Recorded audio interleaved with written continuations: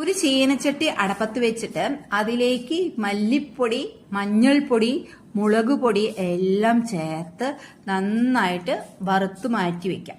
അതിനുശേഷം മറ്റൊരു പാൻ വെച്ച് അതിലേക്ക് കുറച്ച് വെളിച്ചെണ്ണ ഒഴിച്ചിട്ട് നമ്മുടെ വെണ്ടക്കായ വറുത്ത് കോരി മാറ്റി വെക്കുക.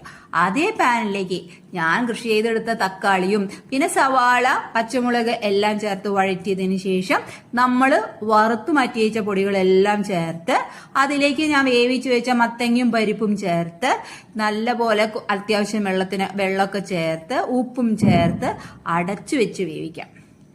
അതിനുശേഷം തിളച്ചു വരുമ്പോൾ അതിലേക്ക് നമ്മൾ വഴറ്റി വെച്ച വെണ്ടക്കായും ചേർത്ത് പിന്നീട് നമ്മൾ ഒരു ചീനച്ചട്ടി അടപ്പത്ത് വെച്ച് വെളിച്ചെണ്ണ ഒഴിച്ച് കടുക്, ഉലുവ, വറ്റൽമുളക്, വേപ്പിൻ്റെ ഇല എല്ലാം ചേർത്ത് വറുത്ത് പൊട്ടിച്ച് കായപ്പൊടി ചേർത്തേ കുറച്ച്. എന്നിട്ട് ശേഷം കാച്ചി എടുക്കാം. തൃശ്ശൂർക്കാരുടെ കാച്ചിയ സാമ്പാർ സൂപ്പർ സാമ്പാറാണേ.